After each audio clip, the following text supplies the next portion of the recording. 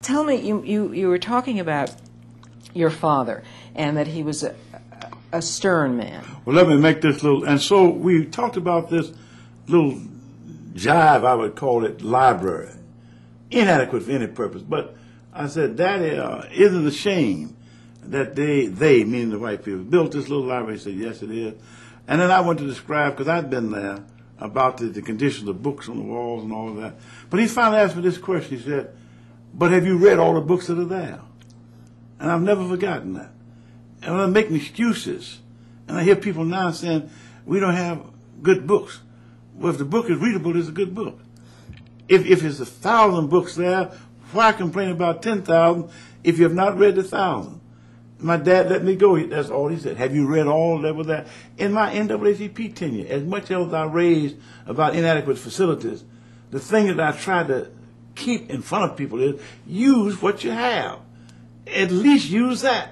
Let the older people agitate for more. Boy, you use that book that's there. If somebody has read through the book, and I hear people all the time say, we had second-hand books, so what the hell you had a second-hand book? Would you learn more out of a first-hand book? I mean, I'm serious. You know, is it that the book, if all the pages are there? So what I'm saying is we must not encourage our kids to make excuses for themselves. My father expected me to do the very best I had with what I had. And in my neighborhood, some social service agency of the Methodist Church had what they call Bethlehem Center. After that, I read every book that Bethlehem Center had to offer. Yes, it was inadequate, but we did the best we could what we had. At our high school, they didn't take no for answer. Kids went from Booker Washington to Howard and Harvard, to Fisk and Yale, and they did well because they had been drilled in excellence. And so I know, I read Hosea Williams talking about chemistry and certain things like that we were kept behind. And I decry with all that I know how the fact that we did not have a college at all, that all my brothers and sisters could have done very well. The contributions they could have made were denied not only black folk but white people. And this nation will forever pay for it. But in today's world, as I think about all the things we don't have, I'm still saying use what you have. Make the best of it.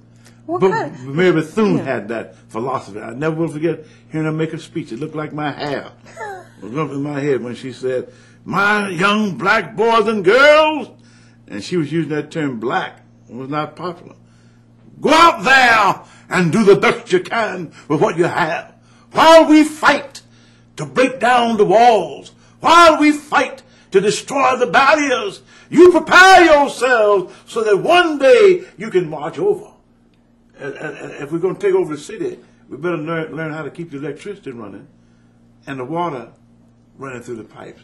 So I am all in favor of agitation and everything else. I want to do better, but I constantly said in NAACP, for God's sake, use what you have. The Phelps Stokes Fund, PHELPS, said in 1918 that many of our colleges were a little more than preparatory schools. But they turned out some geniuses.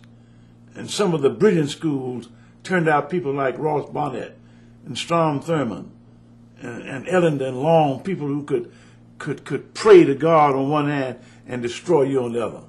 So that it is a matter of the quality of the learning and our moral sense of perspective that can help make the difference. So I agitate and fight for, but so you asked me about my youth. I'm trying to say it was a mixed thing.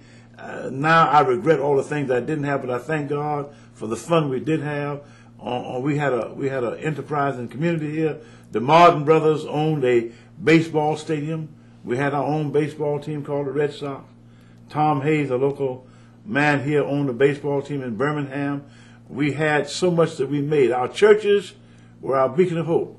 You had a grandfather, W.S. Vance, who stood tall as a timber in the forest and didn't give in to excuses, told us to go out there and do what we could with what we had while we fought for more. And if you don't do the best you can with what you have, getting more is not going to make you better. We built homes. I lived in the public housing project. I thought I was in heaven. I moved down there, had a bathtub, and looked around and had electric gas stove, didn't have to break up any coal, did not have to take out ashes. I jumped for joy. And then people started talking about it's overcrowded, it's this, it's that. They must have lost their minds. They don't know what we came out of.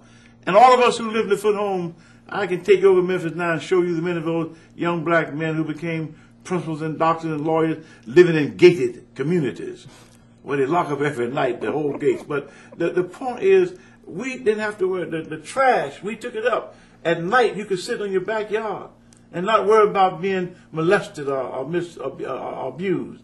And I thought, really, that I was in heaven, that sitting there, comfortable as a book. And then when the woman came to tell us about how the apartment had to be kept, she told my mother, be sure don't use any heavy soap on your floor. And I've been using lye and a scrub brush, you know. And here she said, take a wet mop and run it over that floor. I said, oh, my God. And I could clean the whole house in 10 minutes. What kind of